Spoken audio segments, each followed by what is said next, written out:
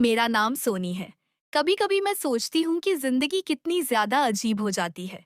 कुछ लोग हमें पल भर में मिल जाते हैं और फिर पूरी जिंदगी हमारी यादों का हिस्सा बन जाते हैं। मेरी कहानी भी कुछ ऐसी ही है। यह कहानी प्यार की है, अपनेपन की, दर्द की और सबसे बढ़कर खुद को संभाल कर आगे बढ़ने की है। जब मेरी शादी की बात चली थी, तब मैंने कभी यह नहीं सोचा था कि मेरी जिंदगी इतनी बदल जाएगी। मैं एक आम से परिवार की लड़की थी। मेरे सपने भी बहुत ज्यादा ही मामूली से थे। मैं बस इतना चाहती थी कि जिस घर में भी मेरी शादी हो, वहां मुझे इज्जत और अपनापन मिले। एक दिन मम्मी पापा ने बताया कि एक लड़के वाले मुझे देखने आने वाले हैं। उस टाइम मेरे दिल की धड़कन जैसे तेज हो गई। हर लड़के की तरह मेरे मन में भी बहुत सारे सवाल थे कि वह लड़का कैसा होगा, उसका व्यवहार कैसा होगा, क्या वो मुझे समझ भी पाएगा या नहीं। जिस दिन वो लोग आए तो मैं बहुत घबराई हुई थी। बार बार अपने दुपट्टे को ठीक कर रही थी। मेरी नजर नीचे झुकी हुई थी। तभी मैंने महसूस किया कि कोई मुझे देख रहा है। मैंने धीरे से सर उठाया और पहली बार विवान को देखा। विवान को देखकर मैं थोड़ी देर के लिए चुप रह गई। पर बात सिर्फ उनके चेहरे की नहीं थी। उनकी आंखों में एक अजीब सी ही शांति थी। वह बाकी लोगों की तरह मुझे परखने वाली नजरों से नहीं देख रहे थे। उनके चेहरे पर एक मीठी मुस्कान थी, जिसने मेरी घबराहट थोड़ी कम कर दी। थोड़ी देर के बाद घर वालों ने हमें अकेले बात करने का भी मौका दिया। मेरे लिए वह लम्हा और भी मुश्किल था। मैं समझ नहीं पा रही थी कि मैं क्या कहूँ, पर विवान ने खुद ही मुस्कुराकर बात शुरू कर दी। आप बहुत घबरा रही हैं क्या? उनकी बात सुनकर मेरे चेहरे पर हल्की सी मुस्कान आई। जी थोड़ा सा। तो वह बोले कि हाँ, मैं भी घबरा रहा हूँ। उनकी इस बात से मैं पहली बार खुलकर हंस पड़ी। उस एक लम्हे में मेरी आधी घबराहट तो खत्म हो ही गई थी। हमारी बातचीत बहुत लंबी तो नहीं हुई, पर जितनी भी हुई, उस समय मुझे इतना समझ आ गया था कि विवान एक अच्छा इंसान है। उन्होंने मुझसे मेरे शौक के बारे में अब पूछा, मेरी पढ़ाई के बारे में और मेरे सपनों के बारे में पूछा। मगर एक बार भी ये नहीं कहा कि मुझे खाना बनाना आता है या नहीं, जो कि टिपिकल सवाल आजकल पूछे जाते हैं। अक्सर लोग सबसे पहले यही सवाल पूछते हैं, पर उन्होंने ऐसा नहीं किया। फिर 2 दिन के बाद हमारा रिश्ता पक्का हो गया। जब मुझे ये खबर मिली तो मेरे दिल में एक अजीब सी खुशी हुई थी। मैं खुद भी नहीं समझ पा रही थी कि ऐसा क्यों हो रहा है।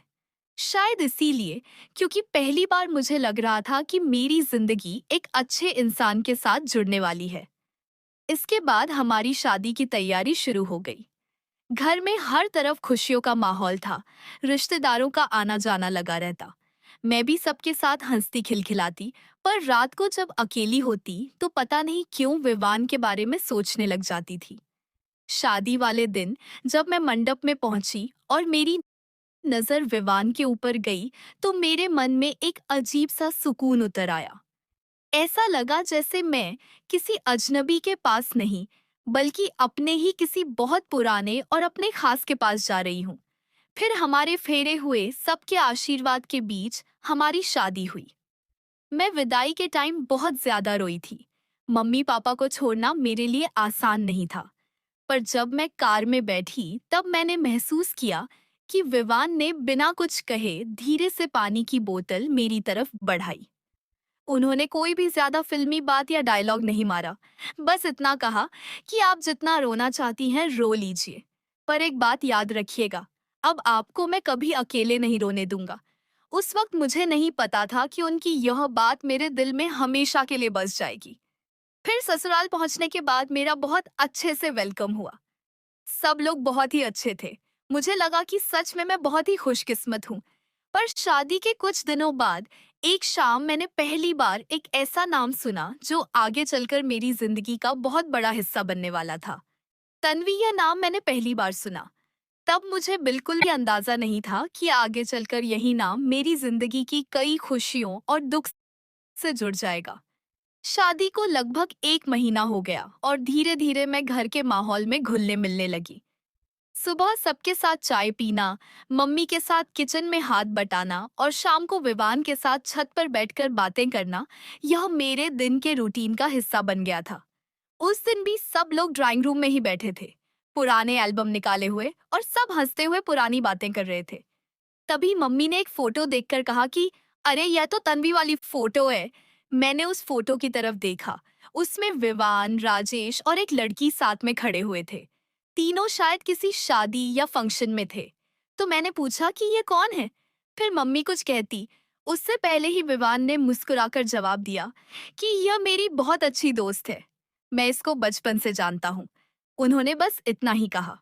उस समय मुझे भी कुछ खास महसूस नहीं हुआ, क्योंकि जाहिर है हर किसी की जिंदगी में दोस्त होते ही हैं रहती, क्योंकि मुझे लगता था हर इंसान अपनी मुश्किलों से गुजर रहा होता है, और कभी कभी जवाब देने से रिश्ता नहीं सुधरता बल्कि और ज्यादा बिगड़ जाता है। मुझे तब यह नहीं पता था। ऐसे ही कहानी के लिए चेतना पद को सब्सक्राइब कर ले। धन्यवाद।